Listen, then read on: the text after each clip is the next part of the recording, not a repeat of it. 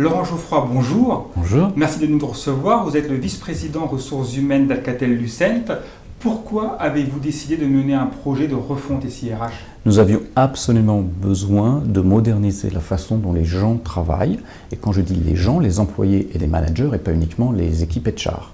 Donc il était absolument indispensable pour nous de leur apporter un outil moderne dont ils puissent se servir intuitivement. Pourquoi avez-vous choisi SuccessFactors de SAP? Il y avait plusieurs compétiteurs sur le marché. SuccessFactors est l'entreprise qui nous a donné le plus de garanties quant au développement de la plateforme cloud sur SuccessFactors et qui a mis énormément de moyens ces dernières années pour avoir un produit le plus à même de répondre à nos besoins. Quelles sont les lignes directrices qui ont piloté ce changement? Très simple.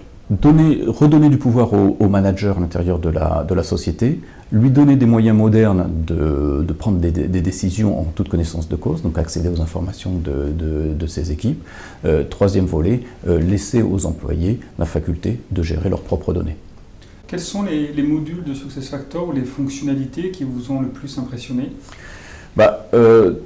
Tout ce qui tourne autour d'Employé Central, le core HR est vraiment très intuitif, très facile à utiliser. Nous avons déployé également le module de compensation. Donc là, c'est un petit peu plus compliqué parce que les process attachés à ce module sont, on va dire, plus alcatéliens que partagés par l'ensemble de l'industrie. Donc il a fallu revoir beaucoup plus nos process que nous pensions.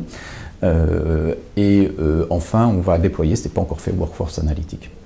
Alcatel-Lucent est un grand groupe avec des besoins spécifiques. Est-ce que le cloud a répondu à vos exigences en termes de paramétrage?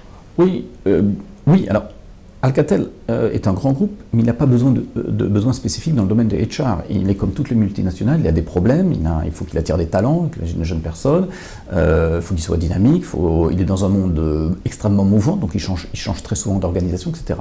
Mais ce n'est pas spécifique à Alcatel-Lucent, ni même à l'industrie des télécommunications, c'est bien plus large que ça. Donc le content est spécifique à Alcatel-Lucent, mais la façon d'organiser les process n'est pas spécifique. Donc on a au contraire avec le cloud, on capitalise sur en fait les best practices que les autres multinationales ont déjà mis en œuvre en réalité, puisqu'ils influencent la roadmap de l'éditeur de logiciels. Et on a bénéficié de ça. On n'a jamais demandé de développement spécifique pour Alcatel-Lucent. Laurent Geoffroy, merci beaucoup et bonne continuation. Merci.